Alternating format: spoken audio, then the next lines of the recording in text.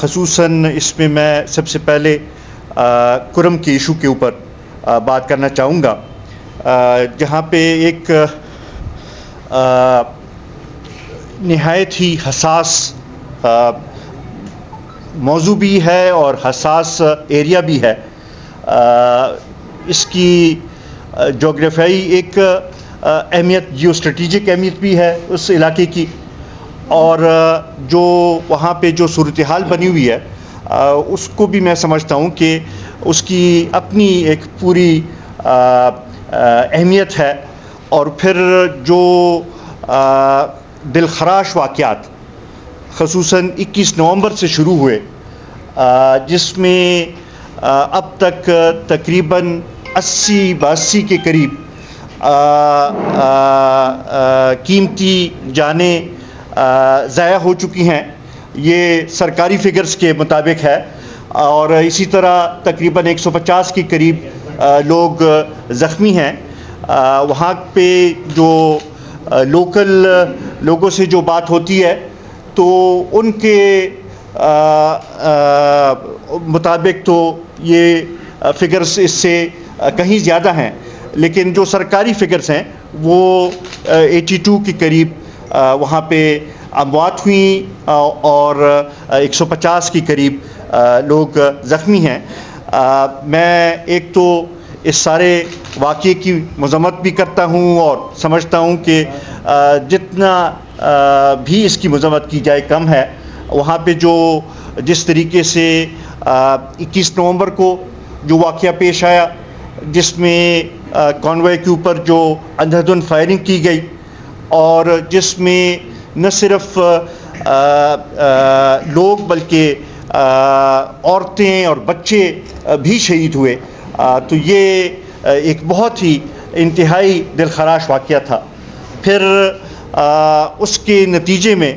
جو ریٹیلیشن ہوئی اور اس میں بھی جو قیمتی جانیں ضائع ہوئیں، میں سمجھتا ہوں کہ یہ ایک المیہ ہے، اور اس کے اوپر جتنا بھی افسوس کیا جائے کم ہے۔ اگر آپ دیکھیں تو پچھلے 2-3 مہینوں سے کرم ضلع، جس کی آبادی 7 لاکھ سے اوپر ہے، کو ایک کھلی جیل بنا دیا گیا تھا وہاں کے عام لوگوں کے لیے، کیونکہ جو ان کی مرکزی شاہراہ پاڑا چنار روڈ جو ہے، اس کو پچھلے 3 مہینوں سے عوام کے لیے، عام لوگوں کے لیے بند کیا گیا، اور وہاں پہ اس شاہراہ کے بند ہونے سے بھی لوگوں کو بڑی تکلیف ہوئی، اور اس کے ساتھ ساتھ جو پھر اس کے بعد 21 نومبر سے جو واقعات شروع ہوئے، میں یہ سمجھتا ہوں کہ ایک تو ان واقعات کی مکمل تحقیقات بھی ہونی چاہیے وہاں پہ امن قائم کرنے کے لیے، اور وہاں کی مقامی آبادی کو تحفظ دینے کے لیے اقدامات اٹھانے کی ضرورت ہے۔ اس کے ساتھ ساتھ اس میں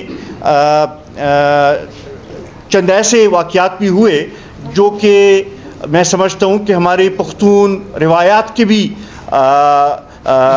منافی ہیں، اور ہماری تاریخ میں بھی کبھی ایسے نہیں ہوا کہ بچوں اور عورتوں کے اوپر بدترین سے بدترین دشمنیوں میں بھی وار نہیں کیا جاتا، لیکن وہاں پہ عورتیں اور بچے بھی نشانہ بنے، تو اس کی جتنی بھی افسوس کی جائے وہ کم ہے۔ پھر اس کے بعد جس طریقے سے لوگوں کو اغوا کیا گیا، اور جس طریقے سے لاشوں کو بھی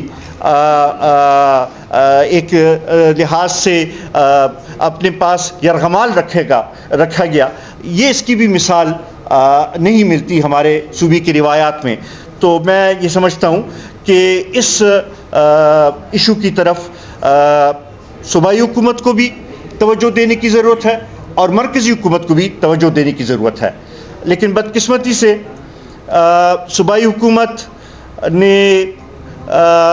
سیز فائر کا تو اعلان کیا، لیکن اس کے اوپر کچھ عمل درآمد نہ ہوا، اور لگتا یہ ہے کہ پچھلے 10-15 दिन से तो सूबाई हुकूमत सिर्फ जो 24 नवंबर की एहतजाज थी उस हवाले से तैयारियों में मसरूफ़ थी, और फिर ये पिछले 2-3 दिन उस एहतजाज में मसरूफ़ रही, और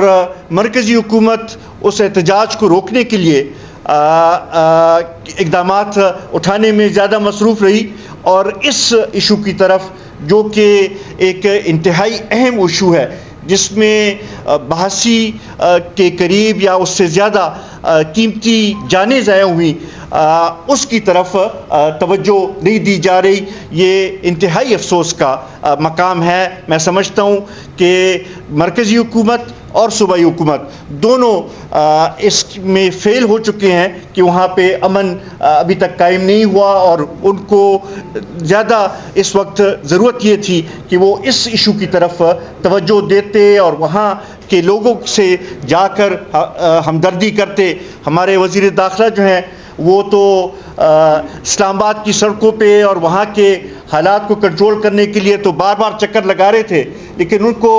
ये एक लम्हे के लिए भी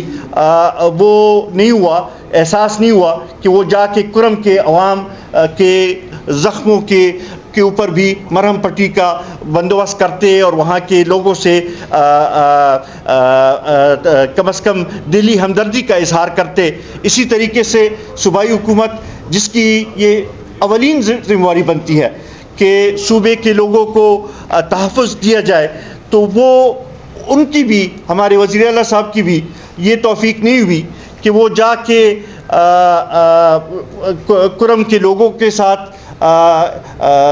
ताज़ियत करते और इस वाक़ये के ऊपर वहाँ पे उनके साथ हमदर्दी का इजहार करते। वो इस्लामाबाद जाने के लिए तो उनके पास टाइम था, लेकिन वो ज़िम्मेवारी जो आईने पाकिस्तान के तहत उनकी बनती है उसको पूरा करने के लिए उनको पास टाइम नहीं था। सिर्फ इस हद तक उन्होंने वो इत्तेफाक किया कि उन्होंने बयान दिया कि हम जायज़ा ले रहे हैं और जायज़े के बाद इसके ऊपर कोई वो करेंगे। तो हमें अभी तक समझ नहीं आई कि वो जायज़ा कब पूरा होगा और कब अमली इक़दामात लिए जाएंगे ताकि कुरम में अमन कायम हो सके। वहाँ पे